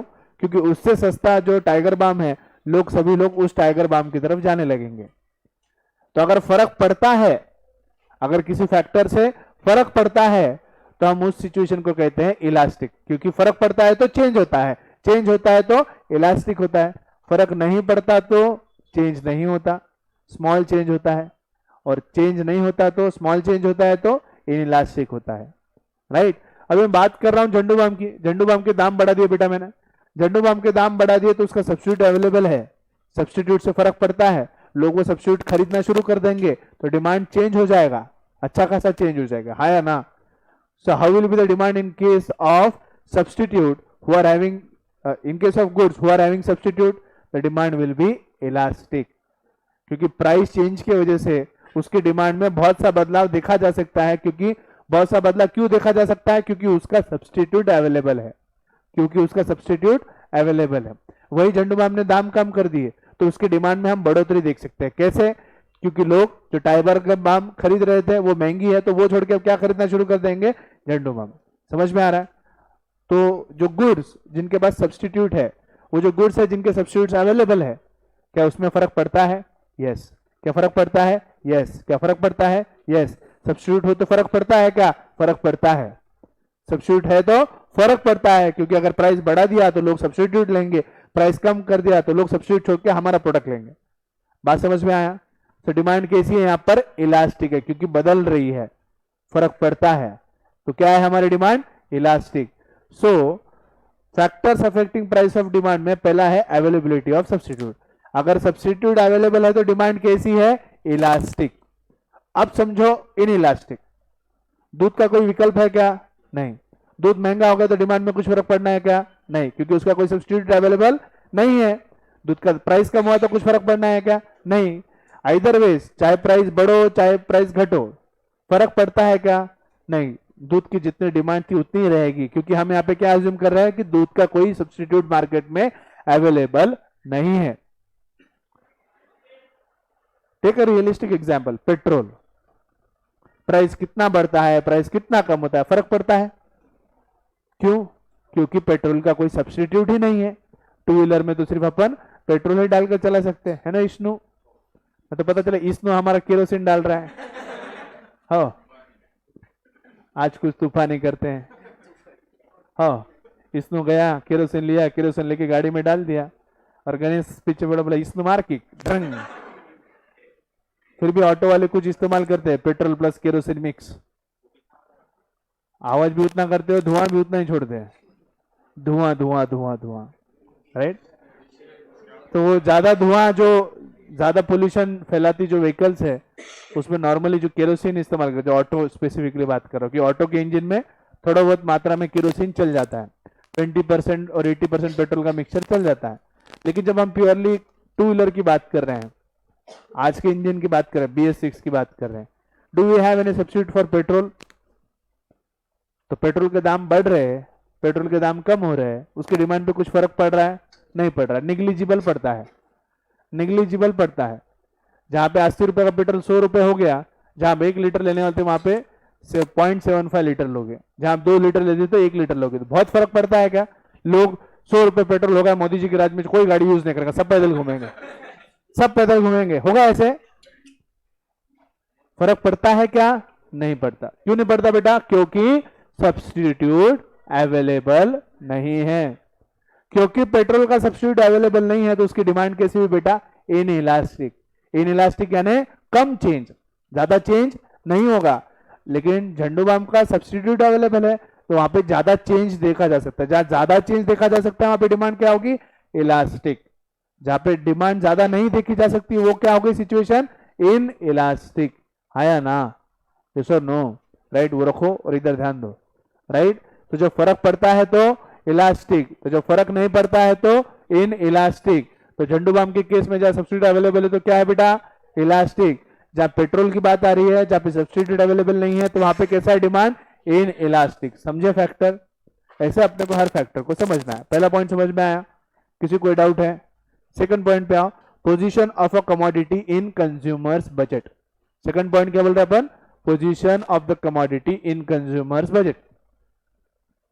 नाउ कोई भी कमोडिटी हमारे बजट के दो पार्ट में आता है, एक आता है माइनर पार्ट में, एक आता है मेजर पार्ट में। मेरे घर के बजट में मुझे एसी खरीदना है, does it form the major part of the budget? Yes, yes और नो? अगर एसी के दाम बदल गए, मेरा major part of the budget है, तो क्या उसकी डिमांड में फर्क पड़ेगा? यस। एसी मैंने सोचा था कि ले लूंगा, उसके हिसाब से 25,000 का मेरा बजट था, लेकिन एसी के दाम 30,000 रुपए हो गए, वो मेरे बजट के बाहर जा रही है, तो डिमांड पे इंपैक्ट गिरेगा? यस। तो डिमांड कैसी है? इलास्टिक है, इलास्टिक? फर्क पड़ा तो इलास्टिक। यहाँ फर्क पड़ रहा है क्या? हाँ। जब major part of the budget है, major part of the budget के हिसाब से उसके प्राइस बदल रहे हैं तो उसकी डिमांड पे इंपैक्ट हो रहा है क्या? आया ना? यस और नो? तो क्या हुआ है कि सिचुएशन फिर मेरा, अगर पोजीशन इन द बजट, अगर कोई कमोडिटी मेरे बजट का अगर मेजर पार्ट रखती है और उसमें अगर प्राइस चेंज हो रहा है तो उसकी डिमांड कैसी होगी बेटा? इलास्टिक। कैसी होगी उसमें? Elastic. Now goods forming small part of my budget, रोजाना हम हमारे हिंदू रिचुअल के हिसाब से रोजाना सुबह शाम हमारी मम्मी देवघर में पूजा करती है, और देवघर में पूजा करने के लिए दिया बत्ती सुबह शाम होती है। दिया बत्ती सुबह शाम करने के लिए हमें मैस्टिक काड़ी की डिब्बी की जरूरत होती है। हो बरोबर, राइट? वी नीड मैस्टिक, बरोबर है पीरियम? हाँ, we need matchstick for temple diya aarti सुबह शाम। उसके अलावा कोई यूसेज होगा तो मालूम नहीं, तोबा तोबा, I don't know, I am very simple fellow, right? So अब देखो, घर में मैस्टिक लगती है, सुबह शाम लगती है, और इस हिसाब से वो जो पूरा पैकेट है, वो पैकेट लेट से 5 रुपए का 10 रुपए हो गया। एक महीने में कीमतें बढ़ गई, कोरोना में प्रोडक्शन नहीं हुआ, मैस्टिक का सप्लाई कम हो गया, इसलिए उसका प्राइस बढ़ गया। मार्केट में 5 रुपए का वो पैकेट अब 10 रुपए में मिल रहा है। पूरे बजट में वो 10 रुपए मेजर पार्ट है, बहुत माइनर पार्ट है। घर में अपन नमक कितना खाते हैं? सब्जी में नमक लेते हैं या नमक में सब्जी लेते हैं? सब्जी में थोड़ा नमक लेते हैं। Does it form the major part of sabzi और minor part of the sabzi? Minor. उसी हिसाब से it forms a minor part of my budget. 10 रुपए का नमक 15 रुपए का, फर्क पड़ता है? नहीं फर्क पड़ता। जितना हम नमक खाते थे उतना ही खाएंगे। समझ में आया? तो डिमांड कैसी हुई? In elastic. और वही मेजर पार्ट है तो फर्क पड़ता है, फर्क पड़ता है। सो यहाँ पे डिमांड कैसे बेटा? In elastic. समझ में आई? शक्कर 20 रुपए की 30 रुपए हो गई, फर्क पड़ेगा? नहीं, क्योंकि अपन शक्कर कितनी इस्तेमाल करते हैं महीने में? 100 रुपए की। 100 रुपए की 120 हो गई, 130, 150 रुपए लगा तो भी हम उतनी शक्कर खाएंगे जितनी खा रहे हैं, क्योंकि वो क्या है, हमारे बजट का छोटा पार्ट है। लेकिन 25,000 रुपए की एसी जो लेने का प्लान करे थे वो 30,000 रुपए मिल रही है, तो फिर बजट के हिसाब से सोचेंगे कि अभी लेना है या बाद में लेना है, राइट? तो फर्क पड़ता है तो इलास्टिक, फर्क नहीं पड़ता है तो इन इलास्टिक। समझा बेटा भाले पॉइंट? नेक्स्ट पॉइंट क्या है? Nature and need of the commodity it satisfied. एक होता है बेसिक, एक होता है लग्जरी। अब तुम ही बताओ, जो चीज लग्जरी के लिए है उसके प्राइस में अगर बदलाव होता है तो फर्क पड़ता है क्या? हाँ, क्योंकि उसके बिना जिया जा सकता है, क्योंकि उसके बिना जिया जा सकता है। लेट से BMW के प्राइस बढ़ गए बाइक के,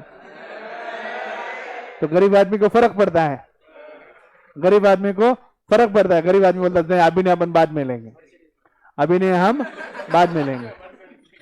अब any luxurious commodity, AC is a luxurious commodity, mobile phone is a luxurious commodity, bike, car, this are all are luxurious commodity. Luxurious commodity वो है कि माने मोबाइल है नहीं है फिर भी स्टूडेंट अपनी पढ़ाई कर सकता है? नहीं कर सकता, नहीं कर सकता बोला क्यों? राइट? नहीं, फोन में फोन हो तो कर सकता है, नोट्स के लिए बहुत जरूरी है। नोट से ज्यादा होमवर्क इधर का उधर करने में जरूरी है, राइट? तब वो मोबाइल के बिना तो नहीं जिया जा सकता। उसमें मोबाइल आईफोन रहा तो जिंदगी ज्यादा अच्छी रहती है। हो वीवो ओप्पो में मोबाइल तो क्या गुजारा हो जाता है, राइट? तो बोलने की मुद्दा क्या है यहाँ पर? लग्जरियस कमोडिटी की जब हम बात करते हैं, और अगर लग्जरियस कमोडिटी में अगर प्राइस में अगर बदलाव देखते हैं हम, तो उसमें फर्क पड़ता है, क्योंकि वो चीजें इतनी जरूरी नहीं है कि उसके बिना हम जी नहीं सकते। लेट से एसी के दाम 25,000 के 30,000 हो गए, इट्स अ लग्जरियस कमोडिटी। क्या हम बिना एसी के जी सकते हैं? यस। देखो एसी एसी है तो लगाने के लिए बोलना मत, बिना एसी के रह लेना रोज, ठीक है? तो हम बिना एसी के जी सकते हैं, हम जो है बिना एसी के जी सकते हैं। तो 25,000 की एसी 30,000 रुपए हो गई, तो हम सोचेंगे थोड़ा रुक जाते हैं, बाद में थोड़ा प्राइस कम होंगे, कोई ऑफर आएंगे तो तब देखेंगे, ठीक है? अब मान लो खाने पीने की चीजें 100 रुपए की 200 रुपए होंगी, तो रुक जाओ, थोड़े दिन भूखे रह लो, प्राइस बढ़ने के बाद खाना लाएंगे, खाएंगे, चलेगा? चलेगा? समझ गया 2 मिनट में, राइट? तो लग्जरियस कमोडिटी में क्या है? इलास्टिक।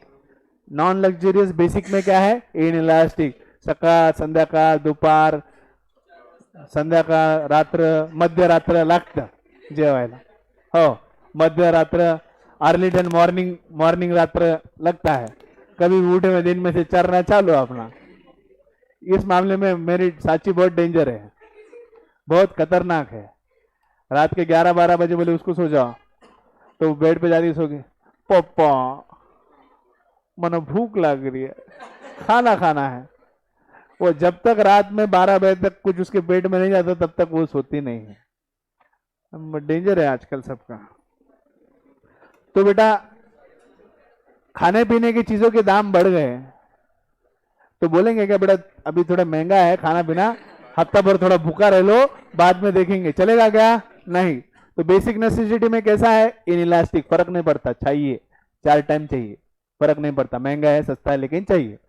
लेकिन एसी 25 का 30 आ रहा है तो थोड़ा रुक जाते हैं, बाद में ले लेंगे। ऐसा कौन सा अपन एसी के बिना नहीं जी सकते? तो लग्जरियस कमोडिटी में डिमांड कैसी है? इलास्टिक। यस और नो? नॉन लग्जरियस में इनइलास्टिक।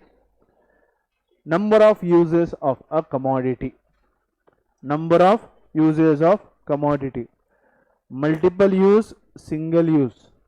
अगर किसी कमोडिटी का सिंगल यूज है, अगर किसी कमोडिटी का सिंगल यूज है तो उसमें अगर प्राइस चेंज हो रही है तो हम उसमें इतना इंपैक्ट नहीं देखते। लेकिन अगर किसी कमोडिटी का मल्टीपल यूज है, जैसे इलेक्ट्रिसिटी, इलेक्ट्रिसिटी के दाम बढ़ गए कम हो गए, तो हम अगर लेट से पर यूनिट का रेट डबल कर दिया गवर्नमेंट ने, तो हम इलेक्ट्रिसिटी यूसेज के बारे में सोचेंगे, हाँ या ना? हाँ या ना? राइट। तो डिमांड कैसे हुई मल्टीपल यूसेज में? इलास्टिक, और सिंगल यूज में इनइलास्टिक। यस और no? Next point, time period. अगला पॉइंट क्या है? Time period. जब कभी भी हम किसी कमोडिटी को शॉर्ट पीरियड के लिए इस्तेमाल करने वाले हैं, जब कभी भी हम किसी कमोडिटी को लॉन्ग पीरियड के लिए इस्तेमाल करने वाले हैं, लेट से आप कोई ड्रेस खरीद रहे हो, जब डेली यूज के लिए थोड़े वक्त के लिए इस्तेमाल करने वाले हो, तो कुछ फर्क पड़ता है क्या उसमें? प्राइस थोड़ा कम ज्यादा रहा, 19-20 भी रहा तो धक लेगा। लेकिन अभी कोई ड्रेस तुमको एक खास कोई घाघरा लेना है, कोई ब्लेजर लेना है, जो आप ओवर द पीरियड शादियों में पहनने वाले हो, और जो महंगा है, उससे फर्क पड़ेगा क्या? हाँ, तो उसके सोच समझ के लेंगे आप। तो जब कभी हम किसी कमोडिटी को ओवर द पीरियड इस्तेमाल करें, जैसे अब मैंने बाइक ली, बाइक ली के BMW 2-4 महीने बेचने वाला हूँ क्या? नहीं। जब मैंने बाइक ली है तो मैं अभी 4-5 साल बाइक यूज करने वाला हूँ, तो मैं जब 4-5 साल जब चीजें यूज करने वाला हूँ, तो देख समझ के उसके बारे में सब समझ के, उसके अंडरस्टैंड करके, उसका प्राइस वगैरह देख के, कब ऑफर है, कब कम मिलता है, कब ज्यादा मिलता है, वो देखकर मैं वो चीज खरीद रहा हूँ, क्योंकि मुझे वो चीज ज्यादा दौर के लिए खरीदनी है। मोबाइल जब हम खरीदते हैं तो हम मेजर चीज खरीदने जा रहे हैं, तो जब कभी हम मोबाइल खरीदते हैं तो हम ये देखते हैं कि मोबाइल फोन जो हम ज्यादा पीरियड के लिए यूज करने वाले हैं उसको ऑफर देख के खरीदते हैं, गड़बड़ नहीं करते खरीदने की। और कोई वही समझ लो, कोई टेम्पररी कोई कीपैड का फोन यूज करना है, टेम्पररी टाइमिंग, मम्मी पापा ने बोला कि अभी 2-3 महीने यूज कर ले, बाद में तुझे 12th होने के बाद नया फोन दे लाएंगे, तो हम इतना सोचेंगे क्या? नहीं, क्योंकि तुम्हें मालूम है टेम्पररी लेना है। मुझे पापा ने कहा कि बेटा तुम एक काम करो, BMW तुम बाद में 6 महीने के बाद लेना, टेम्पररी एक्टिवा लेकर काम धका लो। तो एक्टिवा लेते वक्त मैं उतना बॉदर करूंगा क्या? नहीं, क्योंकि मुझे उसको कितने टाइम के लिए इस्तेमाल करना है? शॉर्ट पीरियड के लिए। एक और एग्जांपल अगर समझना है तो मान लो आप कहीं पे रहने के लिए जा रहे हो नए सिटी में, और वहां पे आपको घर रेंट से करना है, आपको वहां पर घर रेंट से करना है, आपको मालूम है रेंट से 6 महीने रहने वाले हो, तो आप देखोगे क्या? घर ऐसा है, वैसा है, घर में किचन ऐसा है, वैसा है, बेडरूम का साइज ऐसा है, कलर ऐसा है, दीवार ऐसे, इतना सोचोगे क्या? नहीं। अपने को शॉर्ट पीरियड लेना है तो अपने को इतना कुछ फर्क नहीं पड़ता, अपने को शॉर्ट पीरियड में कुछ इतना फर्क नहीं पड़ता। लेकिन जब हम लॉन्ग पीरियड के लिए घर खरीदने वाले हैं, तो पूरी जिंदगी उस घर में बितानी है, पूरी जिंदगी उस घर में बितानी है, तो वहां पे फर्क पड़ेगा। राइट। सो ये एक्चुअली क्या है, ये हेडिंग ही गलत हुई है, ये हेडिंग इधर है और ये हेडिंग इधर है, बाकी सब सेम है। रेंटिंग हाउस शॉर्ट पीरियड के लिए होता है, परचेजिंग हाउस लॉन्ग पीरियड के लिए होता है। तो लॉन्ग पीरियड के लिए जब ले रहे हैं, घर लेना है, खरीदना है, तो बहुत देख के करके समझ के लेंगे। अगर उसमें प्राइस में बदलाव हो रहा है तो सोच समझ के देखेंगे कि प्राइस चेंज कैसा हो रहा है, क्या हो रहा है। और वही रेंट पे लेके 2-4-6 महीने के लिए लेना है, तो ये नहीं देखोगे कि रेंट ज्यादा जा रहा है या कम जा रहा है। शॉर्ट पीरियड के लिए जब कोई चीज लेंगे तो डिमांड कैसी होगी? इनइलास्टिक। लॉन्ग पीरियड के लिए लेंगे तो क्या होंगे बेटा? इलास्टिक। हाँ या ना? तो no? Right. Next point, consumer habits. हो विष्णु, प्रियम and Ganesh, you understand very well.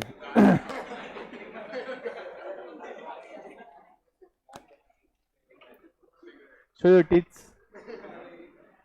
Imal, दाना दाना केसरी। No? हाँ? बोलो जुबा Kesari. Who is Imal? Dhruv?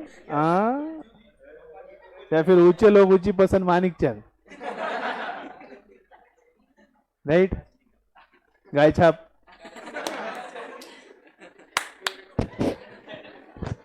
Right, हाँ हाँ मेरा फेवरेट है। सो तुम जगह जगह पे करोगे बेटा तुम। तो तंबाकू खाने वाले, सिगरेट पीने वाले, गुटखा खाने वाले, दारू पीने वाले, अब 31st के दिन दारू डबल महंगी हो गई, एवढं झालं का लागते आपल्याला? हा पार्टी कैसी होईल रात्रि मग? हो, उसके बिना पार्टी कैसे होगी? सही है ना? तो जिस चीज के हम आदी रहते हैं, जिस चीज के हम हैबिचुअल होते हैं, तो उस चीज के दाम कम है ज्यादा हो नहीं सकते, देर भाई लवकर। क्योंकि हंसी की बात एक है कि शायद लड़कों को ज्यादा पता है ये बातें, जो लोग बहुत ज्यादा गुटखा और तंबाकू खाते हैं ना या सिगरेट पीते हैं, उनको कभी पूछ के देखना, इतना खाते हो, इतना गुटखा खाते हो, इतना तंबाकू खाते हो, इतनी सिगरेट पीते हो, छोड़ दो ना, क्या फर्क पड़ता है? अरे बहुत फर्क पड़ता है। मतलब क्यों? तो बोलते हैं सुबह उठ के ब्रश करके फिर हम समझ गया। तो मैंने पूछा क्यों, इतना क्या बंद है? तो वो गुटखा वाला रीजन देने लगता है कि भाई जब तक सुबह उठ के ब्रश करके पहले गुटखे की पूड़ी ना खाओ तब तक आगे की दिनचर्या नहीं चलती। आगे की दिनचर्या, डाइजेशन प्रोसेस पूरा नहीं होता है। ऐसे रीजन देते हैं खाने वाले। तो वो बोलते हैं कि मैं गुटखे की पूड़ी या तंबाकू ना खाऊं तो मेरा पूरा प्रोसेस दिनचर्या खराब हो जाएगा। ये ऐसे लॉजिक है। यानी जो हैबिचुअल व्यक्ति है वो कोई भी कारण देगा, कोई भी रीजन देगा, पर खाएगा। 2 रुपए की सिगरेट 10 रुपए हो गई, 15 रुपए हो गई, लॉकडाउन में 30 रुपए बिकी तो भी सिगरेट पी रहे थे। पीने वाला पी रहा है, हो गणेश, पीने वाला रे, पीने वाला पी रहा है ना? पीने वाला पी रहा है। नहीं मेरे सब बच्चे अच्छे, खाली जूली का भरोसा नहीं। राइट? सो अगर आप किसी चीज के आदी हो, हैबिचुअल हो, आपको आदत है, जूली अगर आपको आदत है, तो जब आदत है तो वही चीज आदत की अगर महंगी हो जाती है तो फर्क पड़ता है क्या? नहीं पड़ता। आदत रहने के बाद आदमी कैसा भी पैसे मैनेज करता है। अपने पास नहीं भी है तो दूसरे के लेके मैनेज करेगा, लेकिन मैनेज करेगा। और वही अगर आप किसी चीज के आदी नहीं हो, अगर आपको किसी चीज की आदत नहीं, जैसे मेरे जैसा व्यक्ति जिसको कोई आदत नहीं, जो मैं कभी कभार खाया तो मीठा पान खाता हूँ, राइट? आज मान लो 10 रुपए का मीठा पान, 1 मिनट, अगर 10 रुपए का मीठा पान 20 रुपए में हो गया, अगर 10 रुपए, हाँ चेरी, 10 रुपए का मीठा पान 20 रुपए में हो गया तो मुझे फर्क पड़ेगा। मैं सोचूंगा भाई महंगा हो गया पान नहीं खाते, महंगा हो गया पान नहीं खाते। अगर आप किसी चीज के आदी नहीं हो और वो चीज महंगी हो जाती है तो फिर वो चीजें खाने को आप टालोगे। लेकिन आप उस चीज के आदी हो, जूली, अगर आप उस चीज की आदत रखते हो और वो चीज महंगी हो जाती है कोई फर्क नहीं पड़ता, अपन जुगाड़ कर लेंगे। Is it okay? So habitual good रहा तो in elastic demand. Example email, दाना दाना केसरी, डिमांड कैसी है? In elastic. Non habitual good, chocolate, right? Boys case में बोल रहा हूँ, गर्ल्स की बात नहीं कर रहा मैं, राइट? सो अगर नॉन हैबिचुअल गुड है, जिसकी आपको आदत नहीं है, जब कभी कभार खाते हो, सेवन करते हो, ऐसी चीज जिसकी आपको आदत नहीं है, हाँ हाँ सेवन, हाँ जिसका सेवन करते हो, तो इससे क्या होगा? नॉन हैबिचुअल गुड में इलास्टिक डिमांड। तो नॉन हैबिचुअल गुड में कैसा है? Elastic demand. हैबिचुअल गुड में कैसा है? In elastic demand. चलो नेक्स्ट, अगला पॉइंट है टाइट डिमांड। टाइट, बंधे हुए हैं, राइट? टाइट और अनटाइड, टाइड और अनटाइड, हाँ हाँ हाँ,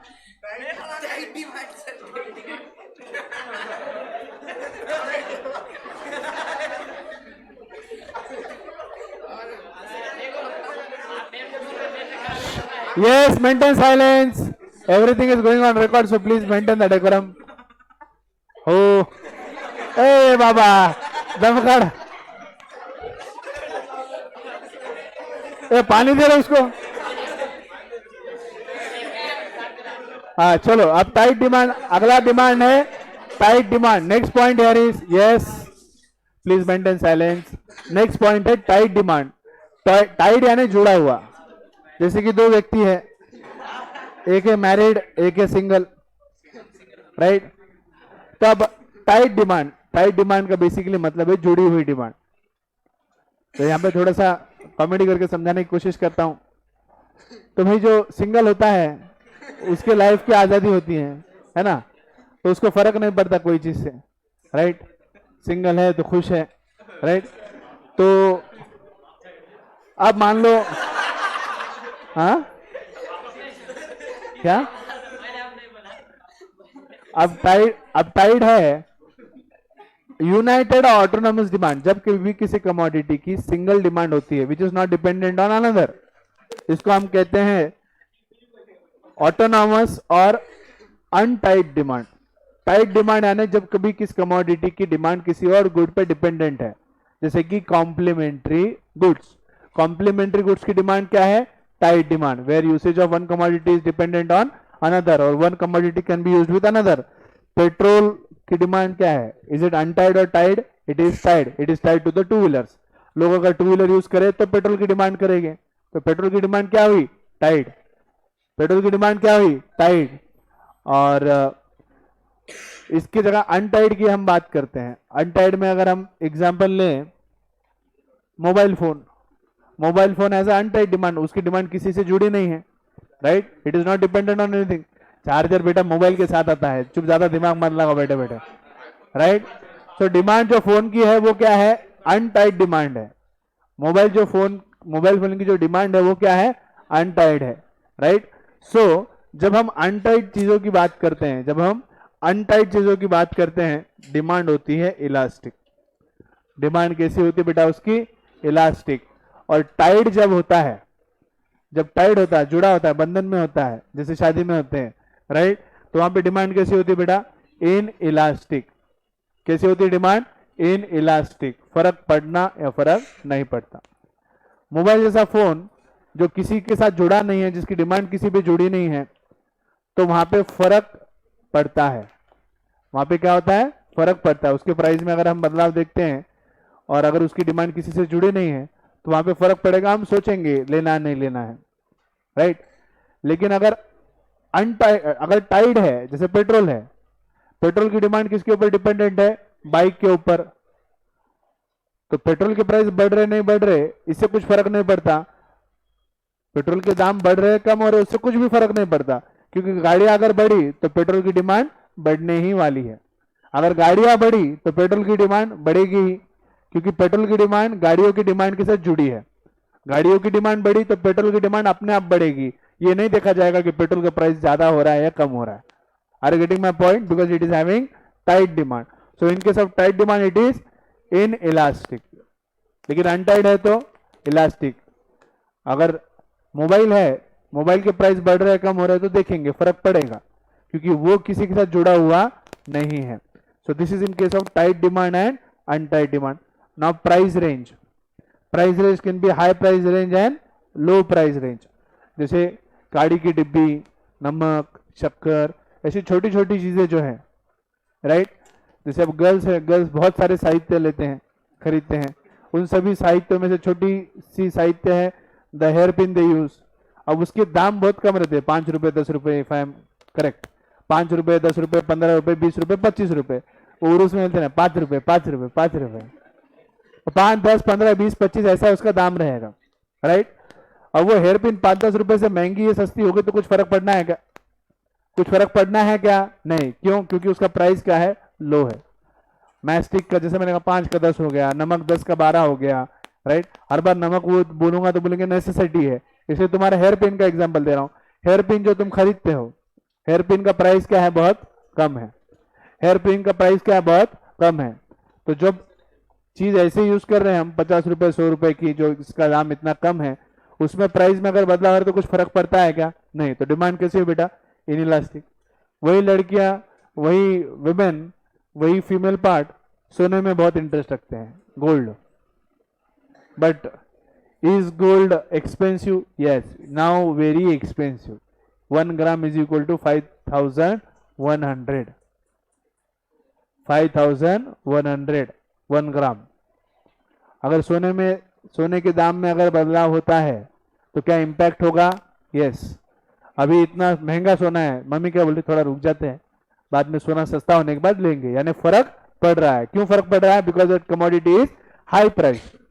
वही 10 रुपए की पिन 20 रुपए में होगी तो फर्क पड़ना है क्या? नहीं. क्यों बेटा? Because that is low price. अगर हाई प्राइस है तो इलास्टिक और लो प्राइस है तो इन इलास्टिक. अभी क्लियर? अभी clear?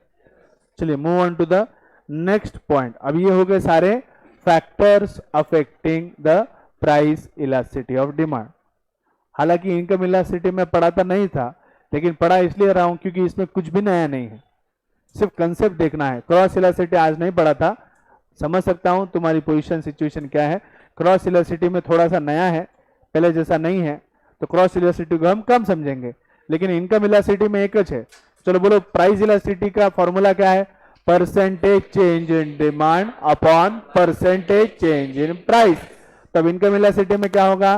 Percentage change in demand upon percentage change in income. तो इसमें कुछ बदल है क्या? नहीं. तो इसीलिए जो सेम है. इसके बाद एक और एडवर्टाइजमेंट इलास्टिसिटी है, तो उसका फॉर्मूला क्या होगा? Percentage change in demand upon percentage change in advertisement expenditure. ठीक है, ये दो टाइप खत्म कर लेते हैं क्योंकि इसमें नया कुछ भी नहीं है. क्रॉस इलास्टिसिटी थोड़ा सा डिफरेंट है, उसको अपन कल देखेंगे. ठीक है, तो income elasticity, it refers to the change in quantity demanded due to change in the income of the consumer, ceteris paribus other determinants of demand.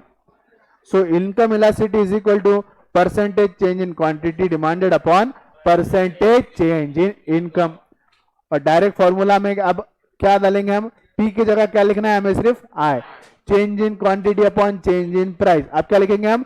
Change in quantity upon change in income multiplied by P यानी original price. अब यहां क्या लिखेंगे हम? Original income upon original quantity. So it is triangle Q by triangle I multiplied by I by Q. इसमें नया कुछ है क्या? कुछ भी नहीं है. जो आपने किया है उसी का रिपीटेशन है. सिर्फ प्राइस की जगह क्या लिख रहे बेटा अपन? इनकम. यहाँ पे नेगेटिव साइन देखने को नहीं मिलेगा क्योंकि इनकम और डिमांड के अंदर बेटा कैसा रिलेशनशिप है? Direct positive. कैसा है बेटा? Direct positive. तो कहीं पर भी कैलकुलेशन में आपको माइनस नहीं आएगा. Minus percentage change in demand नहीं आएगा, minus percentage change in income नहीं आएगा. राइट? दोनों भी क्या रहेंगे? पॉजिटिव, क्योंकि दोनों के बीच का रिलेशनशिप कैसा है? Direct positive. राइट? एग्जाम्पल पे आ जाओ. एक एग्जाम्पल समझाता हूं. इनकम मेथड अपना खत्म हुआ. राइट? फिर इनकम मेथड में जो वैल्यूज आएंगे, अगर वैल्यू 0 है तो वो क्या हुई? Perfectly inelastic demand. Perfectly inelastic demand. तो वो क्या हुआ? Types of income. Types of income elasticity वैसे ही 0 से इन्फिनिटी के बीच में जो वैल्यू रहेगी उस हिसाब से उसकी इलास्टिसिटी की टाइप रहेगी. अगर इनकम इलास्टिसिटी का आंसर 1 आता है तो वो क्या हुई? Unitary income elasticity. Unitary income elasticity. 1.5 आया तो इलास्टिक डिमांड. क्या हुआ? Elastic demand. इन्फिनिटी आया तो परफेक्टली इलास्टिक. 5 टाइप सब जगह सेम है क्योंकि हर जगह पे वैल्यू आएगा और वैल्यू को इंटरप्रेट कैसे करेंगे? तो वो 5 टाइप से ही अपने को करना है. अब न्यूमेरिकल देखो. Income of Ramlal is 10,000 and demand for rice is 100 kgs. Ramlal gets promoted and his income increased to 15,000, leading to increase in the demand to 200. As income increases, demand increases. As income decreases, demand decreases. There is direct positive relationship between income of the consumer and its quantity demanded. Now let's write down the given. 10,000, 100, 15,000, 200. This is my old income. This is my new income. This is my old quantity. This is my new quantity. Income elasticity is equal to percentage change in demand upon percentage change in income. Yes or no? Percentage change in demand क्या है? New demand minus old demand upon new quantity minus old quantity upon old quantity multiplied by 100. 200 minus 100 upon 100 multiplied by 100 is equal to 100%. Now percentage change in income is equal to new income minus old income upon old income multiplied by 100. New income is 15,000. 15,000 minus 10,000 upon 10,000 multiplied by 100 is 50%. So what is income elasticity? 100 by 50 is equal to 2. So 2 is my income elasticity. And what kind of income elasticity is this? Is elastic demand. कैसा है बेटा? Elastic demand. कैसा है वो? Elastic demand. Because numeric value is 2 which is greater than 1 and less than infinity. समझ में आया? कुछ नया पढ़ा रहा हूँ, सिर्फ रिपीटेड है, तो इसको आज खत्म कर लेते हैं ताकि फिर कल थ्योरी ऑफ डिमांड यूनिट 1 खत्म हो जाएगा, क्योंकि इसके बाद बचा सिर्फ फोरकास्टिंग जो कि प्योर थ्योरी है, उसके अंदर कुछ समझाने जैसा नहीं है, राइट। तो अब आओ नेक्स्ट पॉइंट की तरफ। Direct method, change in quantity upon change in income multiplied by original income upon quantity. Change in quantity कितना है? 200 माइनस 100 100। चेंज इन इनकम कितना है? 15,000 माइनस 10,000, तो वो 5,000 है, यहाँ 1 गलत है। 15,000 minus 10,000 is equal to 5,000 multiplied by original income कितनी है? 10,000 डिवाइडेड बाय 100। 100 यानी क्या है? Original quantity. Original quantity. The answer will again come 2। Yes और नो? राइट, आंसर मेरा टैली हुआ, इनकम मेथड खत्म। So what is income method? Percentage change in demand upon percentage change in income. समझा?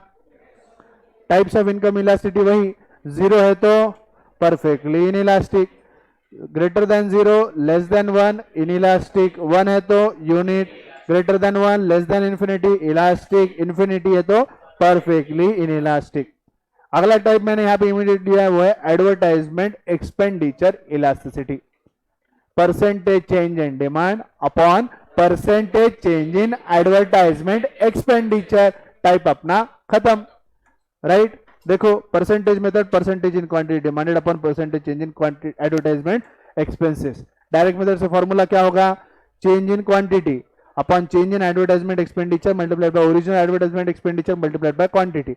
Advertisement expenditure of fair and lovely fairness cream, crime नहीं रे भाई, cream crime ही करते हैं वो, फेयर एंड लवली क्रीम के नाम पे क्राइम ही करते हैं। हमारे गणेश जैसे, विष्णु जैसे लोगों को बेवकूफ बनाते हैं, बोले ये लगाओ गोरे हो जाते हैं। हमारे विष्णु रोज एक ट्यूब लगा के आता है, फिर भी गोरा नहीं हो रहा है ना Vishnu, right. Advertisement expenditure increase from 10,000 to 50,000 which has increase the quantity demanded from 100 to 1000। Advertisement ज्यादा करोगे, इश्तेहार ज्यादा दोगे तो फिर कंजम्पशन उसका बढ़ेगा। ज्यादा एडवर्टाइजमेंट, ज्यादा एक्सपेंडिचर, ज्यादा डिमांड, और वही आप एडवर्टाइजमेंट नहीं करोगे तो आपकी डिमांड कम रहेगी, राइट। सो गिवन क्या है बेटा अपना? एडवर्टाइजमेंट एक्सपेंडिचर 10,000, नया क्या है? 50,000। पहली डिमांड कितनी थी? 100। अब डिमांड कितने बेटा? 1000। काका 2 मिनिटं ते झेरॉक्स मशीन चालू करू नका, लेक्चर होईपर्यंत मशीन चालू करू नका, काही करू नका, प्रिंट देऊ नका, परत इकडे थांबतो जरा, लोड येते एकदमच, तो मशीन चालू करू नका लेक्चर चालत असताना, ठीक है। सो अब ये क्या है बेटा मेरा?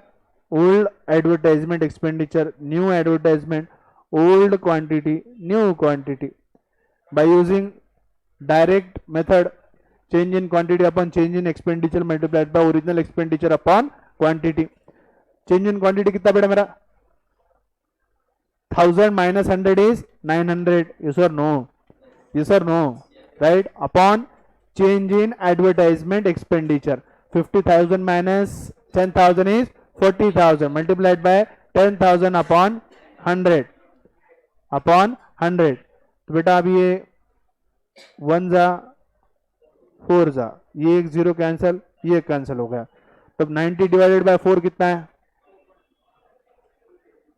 90 डिवाइड बाय 4 कितना है? 90 डिवाइड बाय 4 22.5 आ रहा है क्या? 22.5 greater than 1 less than infinity. किस तरह की इलास्टिसिटी हुई है? Elastic demand. किस तरह की इलास्टिसिटी हुई है? Elastic demand. यस और नो? परसेंटेज मेथड उम्मीद करता हूं कि आपको समझ में आ जाएगा, क्योंकि percentage change in demand is equal to new quantity minus old quantity upon old quantity multiplied by 100, and percentage change in advertisement is equal to new expenditure minus old expenditure upon old expenditure multiplied by 100. So this is how we calculate. Again your answer will be 22.5. Right.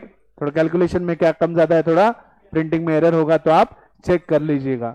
Am I okay? तो ये 2 point खत्म हुए. इसके बाद बचा है cross elasticity, जो मैं आपको कल समझाऊंगा. क्रॉस इलास्टिसिटी के बाद इमीडिएटली शुरू होगा demand forecasting. Demand forecasting complete होने के बाद यूनिट 1 कल हमारा कंप्लीट हो जाएगा. अभी ओके. कल क्रॉस इलास्टिसिटी कंप्लीट किया. कल आपके बोर्ड के 13 मार्क पक्के. कल आपके बोर्ड के 13 मार्क पक्के.